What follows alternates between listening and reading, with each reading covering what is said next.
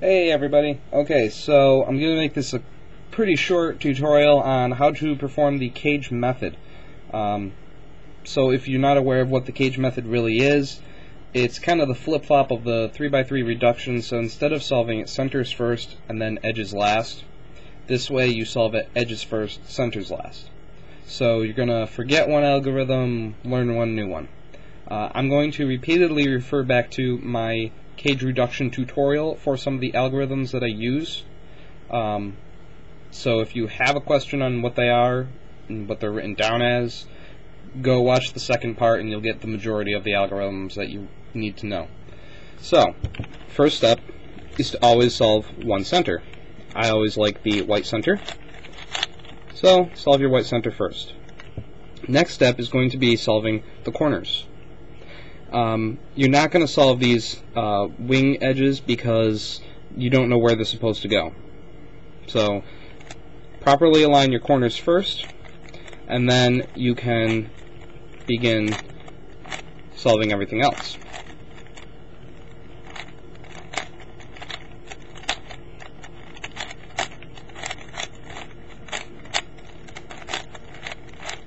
So you should have yourself a lovely little cross here.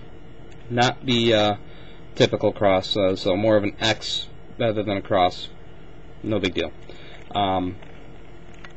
Instead of holding it with the white side down and performing the little algorithm to switch the sides, I'm going to hold it so that it's up. I will write this algorithm down. It's the same thing, it's just flip-flop the way I'm holding it. So remember that if you have white, red, so the corners are red, and this piece is white, red, you want the red side to face where it's going to be going. So it's going to be going up here. So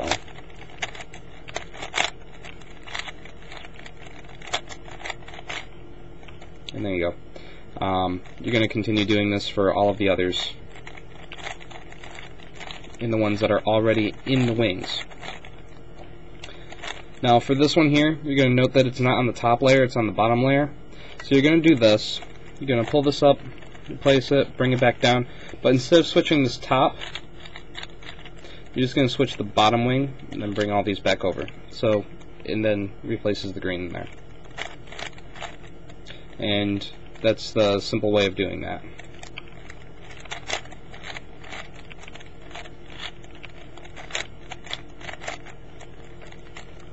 When you have them on the opposite side and they're no longer in the edges and they're on the top or bottom, just pull them out and then put them into the other side.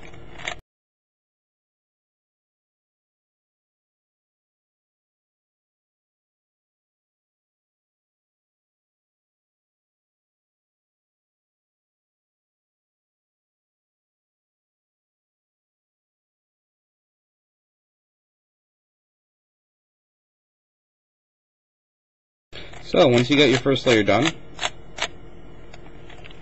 going to put that onto the bottom, and you're now going to fill in the second layer edges. Forget the centers.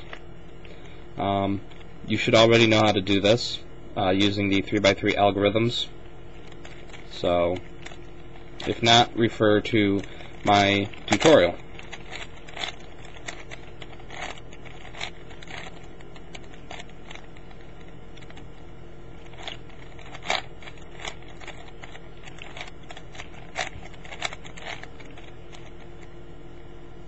Now one thing that I'm going to show you is if you need this piece to be purple green and your purple green is over here, one way that you can do it without messing up the purple yellow here and by getting this out so that you can put it over here is by performing the 3x3 algorithm with a slight modification. So you bring up the one side, well actually bring up the one side, switch just the top, but then you're going to pull down both, and that way it keeps the purple yellow intact with this. So if it was the same green red, then it would stay intact. Bring it off to the side, pull up your face, replace that side, bring it back down. Now you're going to notice that this is all messed up. Whoop-de-doo. look over here. So that's all you have to do with that algorithm. So when you are bringing both sides down, just remember that at the end of it you just have to bring that inner slice up. So that should solve some of the confusion that you may have been having from the tutorial.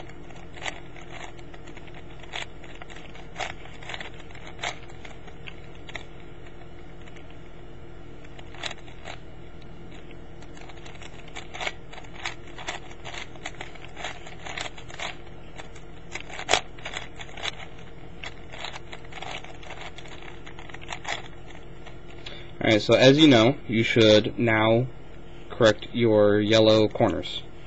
So you can use the 3x3 algorithms to do this.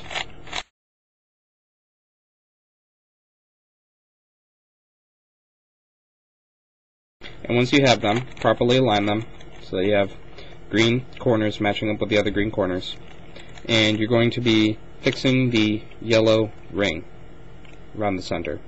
So you know this has to be the yellow center because it's opposite the white, but also because these corners dictate it. So that's how the cage method really works.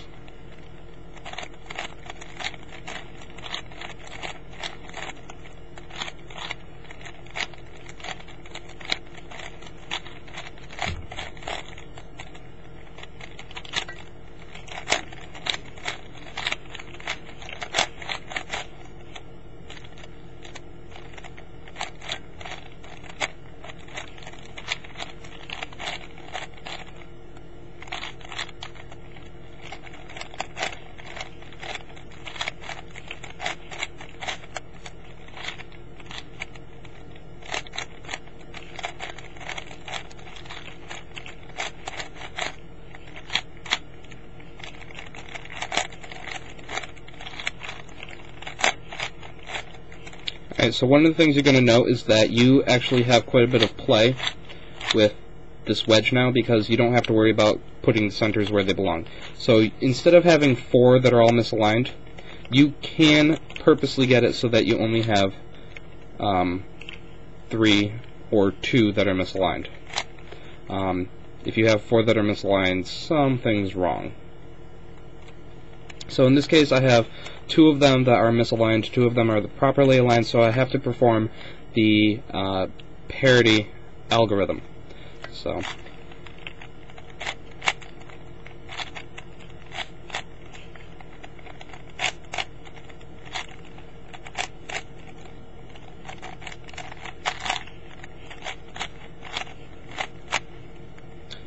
what you should know is that you now have white, and over here there's a yellow. What happened? Well, all you have to do is line them up so that they're across from each other, switch them, and then you'll notice that these corners are all messed up. Okay, pull them up to the top layer, spin 180, and then bring them down, and they're properly aligned.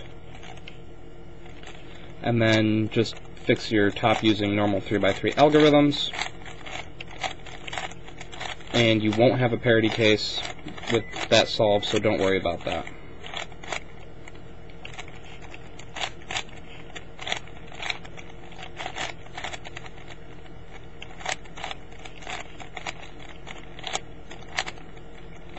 Alright, so now you have to solve your centers. Not a big deal. Here's what you do. I'm going to solve the green side first. Find all your other green pieces. Here's 2, here's 1, and 1's already in there. So in order to solve this, you're going to line up one green piece with where you want it to go. So this is in bottom right to the bottom right. You're going to pull down this inner wedge.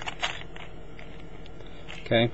And that one piece, you're going to move it to the other wedge. So you're going to have to rotate this clockwise. Then you're going to bring down this other wedge, rotate it counterclockwise back to where it was, bring this wedge back up to fix your edges, rotate it over again and bring this up, and then just fix the white. So now you've successfully put the green where you want it. And you can do this for all of them. Bring the green down, move it over to the other side, bring it down, back over, up, over, up, fix. And this side has to go over to this one now.